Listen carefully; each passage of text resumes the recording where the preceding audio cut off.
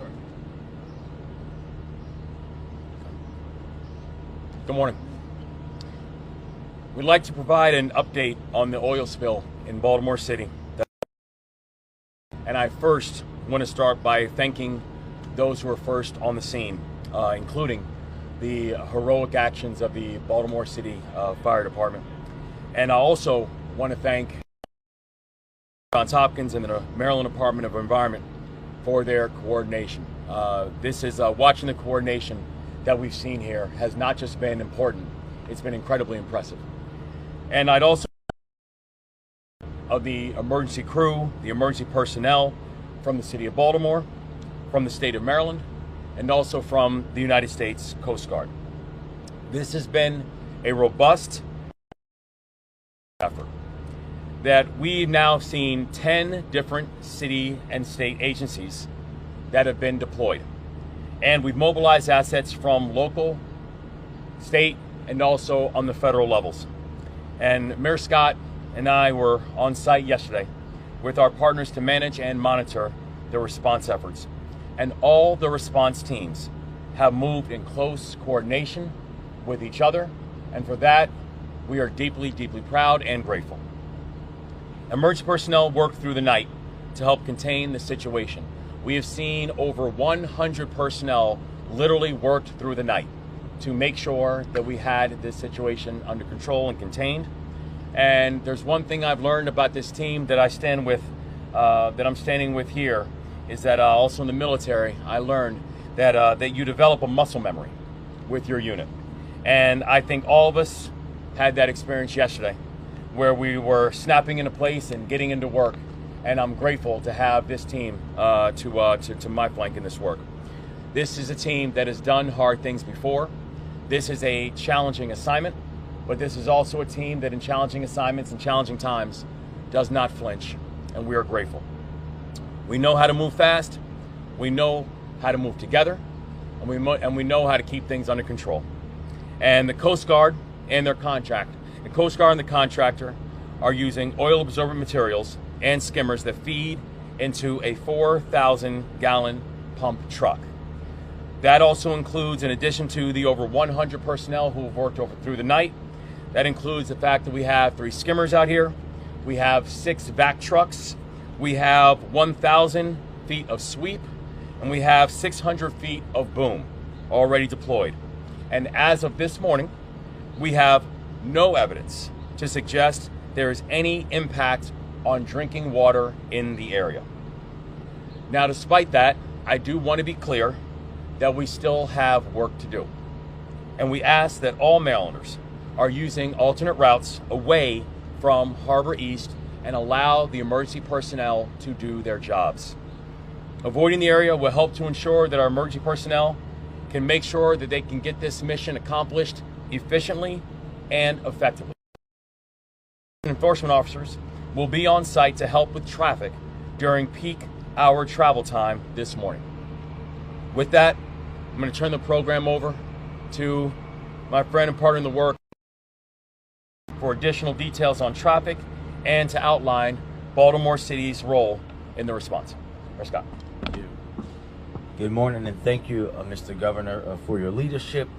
I'm sure, as everyone can tell, this is another all-hands-on-deck response. And as the governor said, there isn't a better team to do this than the folks standing with us. We have a muscle memory, and everyone has been through a lot together. But when you've been through a lot together, you can accomplish a lot together. I want to start by thanking our partners, starting with our partners at the state, led by our governor, the Coast Guard, everybody from the city of Baltimore, from the fire department, emergency management, DPW, transportation, all of our agencies, the police department that have been working here. Our partners with Hopkins that have collaborated with us on this, and contractors, including the Miller Environmental Group.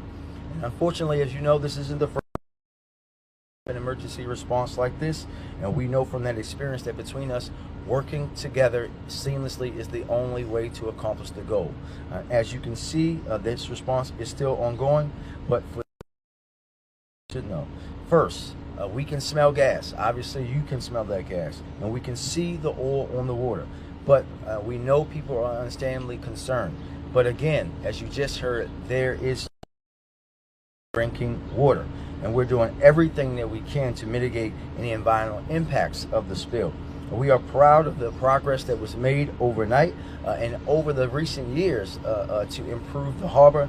We have that at the front of our minds as everyone does this work today. And we're just as committed today as we've ever been. Second, emergency road closures are in effect in Harbor East, focused around Central Avenue and expanding several blocks from this site at the South Central Avenue Bridge, even north. We anticipate a disruption during rush hour and that will continue through today. As you heard, officers will be on site to direct traffic, but we are encouraging drivers to avoid the area if possible. This isn't a time to travel down here to try to look and see. Stay away unless you have to come to this area. There are also additional traffic disruption throughout East Baltimore, centered around where Johns Hopkins is. East Baltimore and Fayette, Orleans, and side streets in that area. So make sure that you're avoiding those areas as well as we work closely to around the original spill facility.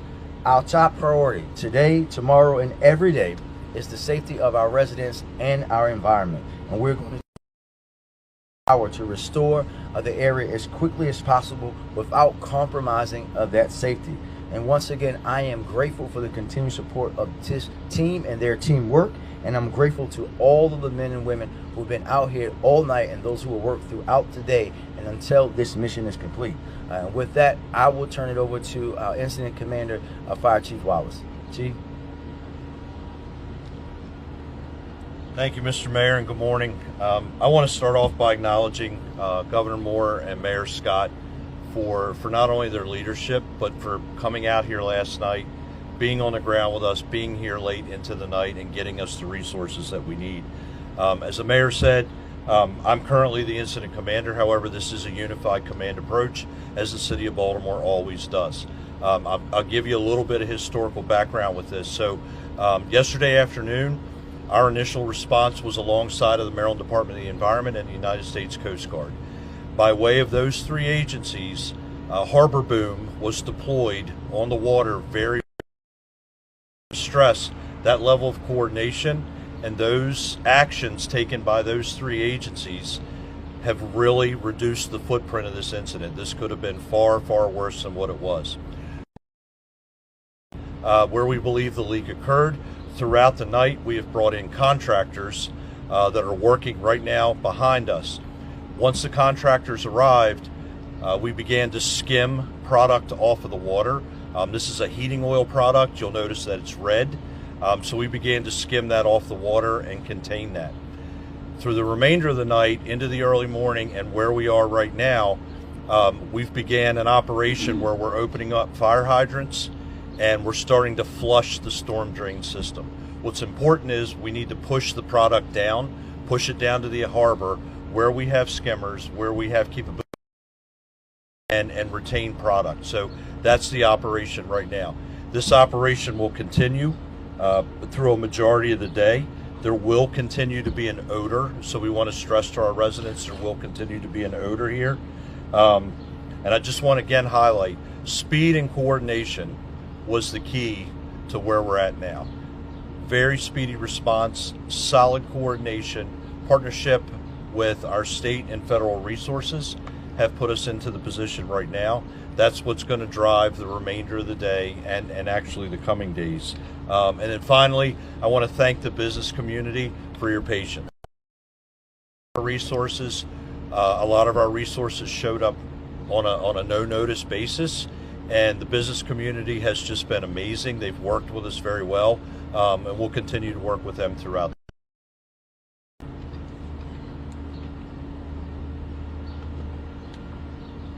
Good morning, Jeff Dunny with the Maryland Department of the Environment. I too would like to echo my thanks for the cooperation and support from both our city counterparts, our federal counterparts, our other state counterparts, as well as our private sector counterpart from Johns Hopkins. As everybody's mentioned so far, this is truly a team effort. So throughout the course of the night, while we were amassing the resources needed to do the cleanup, we were sitting there mapping out, following the storm drain maps so we could isolate and ensure that we knew where the product flow was going to be. so that when we do begin the flushing operation, or we did that earlier this morning, that we knew where it was going to come out and there were no unexpected consequences there. We did identify several oiled waterfowl, specifically geese. Last night, taken to a wildlife rehabber through the Maryland Department of Natural Resources. We had 6 others that were identified during the course of the night that we have a rehabber coming this morning around 7 o'clock. We're anticipating them being here to take those as well. That being said, thank you. Governor, do we know exactly how this happened? What was the actual spill? How did it happen? We're still getting the full analysis of exactly what happened. What we know is at approximately 9:30 yesterday morning was when of the leakage. We know that after communication from Johns Hopkins University, that at around 7 p.m. that we're notified that the initial number that we heard of the 200 was actually probably closer to 2,000.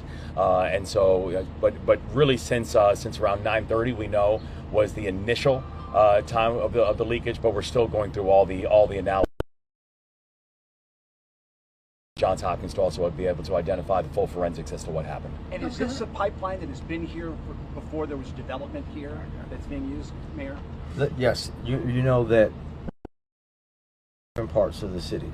Yes, we know there's up where we're talking about further away from here. That is very, very old infrastructure, and obviously coming down Central Avenue, we have new portions. So you're talking about mixing with new systems and vice versa. That's why we had DPW here. They have the capability to look at that by GIS mapping, but we also had them physically going and popping manholes, because nothing beats being able to see it, or in this case, see it and smell it with your own eyes, ears, and nose. You said that there's no threat to drinking water. Is there any threat to public safety? Any other issues with the smell or anything? No threats. We just, obviously, to state the obvious, we don't want folks out getting in the water, right? But there's no threat to public safety. Just to clarify, was this diesel fuel, was it leaked through like a container, or was it leaked like from a building or pipe? So that's a part of the investigation about how the spill actually happened, but it is diesel fuel. A question was asked about air quality impacting the oil with the ozone levels as the sun comes out. Any concern about that, and how are you monitoring the air quality?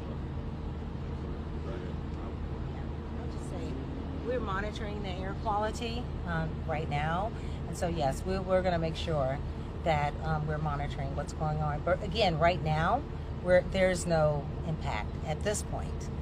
But yeah, as the sun go up, we will continue. Where are we at with the containment right now in terms of, earlier we heard 100 by 250 yard, where are we at now with that? So did you say containment? The containment, yes. Right, so the incident footprint right now on the water is behind us. It's approximately 100 yards wide by about 250 yards long. We have it contained within this particular footprint. As we flush upstream, we're going to bring product down, we're going to bring it into this area, but the strategy has been contain where we're at right now, reinforce that, bring the remainder of the product down, keep it contained. So we're absolutely on schedule with where we had planned to be about midnight last night. Got time for a couple more, folks? Are there any fines that could come anybody's way from this happening? All of those things about fines and costs and all that will be determined later. Right now, the focus and the most important thing is that we're actually making sure that we get the water clean, get the stuff out of the system. All of that we can talk to you guys about at a later time. And speaking of getting the water clean, the harbor splash potential impact on that? We'll see. We'll see. We know that folks are very excited about doing that, just a little further upstream, but we'll see what happens. How much of this is also a race against? I know safety for all the first responders, but the potential for rain, how much is it a race, Chief Wallace? So thank you for that question. It is. That's why we're doing the right now. We want to control that. We want to force that flow, but we want to do it in a controlled manner. So that's exactly what we're trying to do right now. Should this happen and rain come behind it, we're going to lose control, right, in the worst case scenario. But right now, as I said, we're absolutely on schedule. It's a great question. We've talked about that through the night, and that's why we're doing what we're doing now and how we're doing it. All right, guys, thank you so much. Everybody.